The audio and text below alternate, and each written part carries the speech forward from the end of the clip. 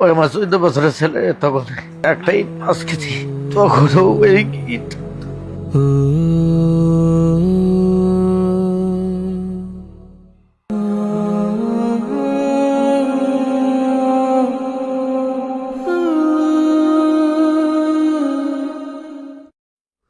বাংলাদেশের দক্ষিণ পশ্চিম প্রান্তে অবস্থিত ফরিদপুর জেলার মধুখালী উপজেলা।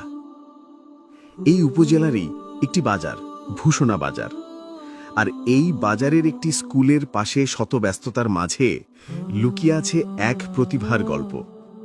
গল্পটি জাহাজার লেদার স্টোরের মালিক মোহাম্মদ জাহিদুল ফকিরের।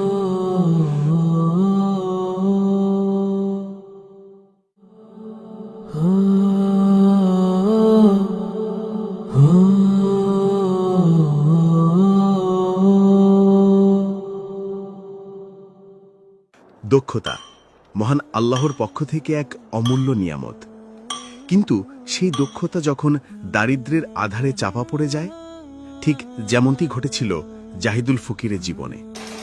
যিনি ২৭ বছরের অভিজ্ঞতা সম্পন্ন একজন দক্ষ জুতার কারিগর, এমন এক শিল্পী যিনি সব ধরনের ডিজাইনের জুতা তৈরি করতে পারেন, কিন্তু তার সেই নিপুণ হাত একদিন নিজের ৬ সদস্যের পরিবারের অন্নের যোগান দিতেও হিমশিম খাচ্ছিল।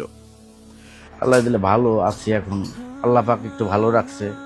দীর্ঘ ২৭ বছর জাহিদুল ফকির অন্যের কারখানায় শ্রম দিয়েছেন, কিন্তু যে পারিশ্রমিক পেতেন তাতে ২ ছেলে ২ মেয়ে সহ মোট ৬ জনের সংসার চালানো ছিল এক অসম্ভব লড়াই। জুতার কারখানার কাজ করার বয়স হলো আমার ২৭ বছর। আগে যখন কারখানায় কাজ করতাম তখন মনে করেন আমার ফ্যামিলি মেম্বার ৬ জন। ওইখানে সপ্তাহে ৩,০০০ পাইতাম। 2টা ছেলে 2টা মেয়ে নিয়ে খাওয়া দাওয়া কষ্ট হয়ে যেত।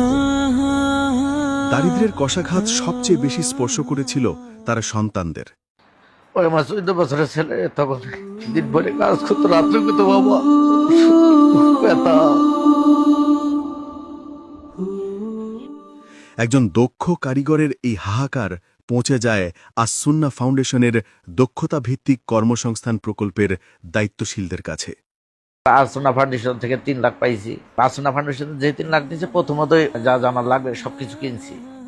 আস-সুন্নাহ ফাউন্ডেশন থেকে সহযোগিতা পাওয়ার পর জাহিদুল ফকিরের ছোট্ট সেই স্বপ্ন আজ এক পূর্ণাঙ্গ কারখানায় রূপ নিয়েছে। তার কারখানায় এখনো জুতা বানানোর সকল প্রকার কাঁচামাল ও প্রয়োজনীয় যন্ত্রপাতি উপস্থিত। আমার একটা জিনিস কারখানা আছে, একটা কারখানা আছে। আমি এখান থেকে 10,000 টাকা বাংলো আমার কেউ বলার নাই, তো সেই হিসাবে আল্লাহ দিলে আলহামদুলিল্লাহ।